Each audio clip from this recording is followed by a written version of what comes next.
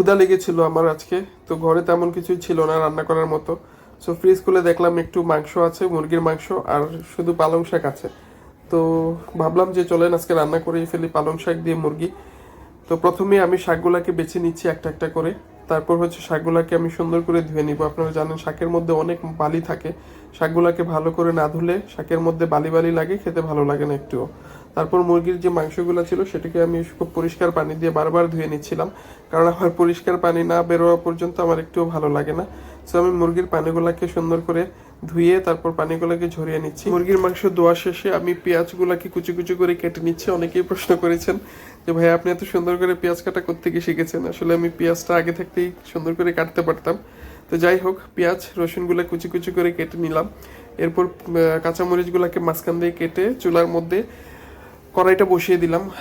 যখন তেলটা গরম হয়ে আসলো তখন আমি পেঁয়াজ কাটা, রসুন কাটা আর কাঁচামরিচগুলো দিয়ে দিলাম। যখন একটু বাদামি কালার হয়ে আসলো তার মধ্যে আমি একটু আদা রসুন বাটা দিয়ে দিলাম, সামান্য পরিমাণ লবণ এবং হলুদ ফাঁকি, মরিচ ফাঁকি, ধনিয়া ফাঁকি এবং সামান্য একটু গরম মশলা। যেহেতু মুরগির মাংস রান্না করবো, সামান্য একটু গরম মশলা দিয়ে ভালো করে মিক্স করে নিচ্ছি। তারপর যখন মশলাটা হয়ে আসলো তার সাথে একটু পানি দিয়ে দিলাম, মশলাটা যেন ভালো করে কষিয়ে আসে। তো মশলাটা যখন ভালো করে কষানো হয়ে গেল তখন আমি মশলাটার মধ্যে আমি মুরগিগুলাকে দিয়ে দিলাম। মুরগির যে মাংসগুলো ছিল সেগুলো খুব ভালো করে মিক্স করে নিচ্ছি এবং মুরগিটা খুব সুন্দর করে সিদ্ধ যেন হয়ে যায় তার জন্য আমি এটাকে ঢেকে দিচ্ছি। কিছুক্ষণ পর আবার আমি মাংসটাকে একটু নেড়েচেড়ে দিলাম। নেড়েচেড়ে দেওয়ার পর আমি সেটাকে আবার কিছুক্ষণের জন্য ঢেকে দিলাম। মুরগির মাংসটা যখন সিদ্ধ হয়ে আসলো তখন এর মধ্যে আমি যে শাকগুলাকে কেটে নিয়েছিলাম সেই শাকগুলাকে দিয়ে দিলাম। তারপরে খুব সুন্দর করে মিক্স করে নিব আমি। আপনারা দেখছেন শাকগুলা কিন্তু অনেক পরিমাণে দেখা যাচ্ছে, কিন্তু শাকটা যখন রান্না হয়ে যাবে তখন কিন্তু একদমই অল্প হয়ে যায়, এটা আপনারা সবাই জানেন। তো আমি শাকগুলাকে মুরগির মাংসের সাথে ভালো করে মিক্স করে নিচ্ছি।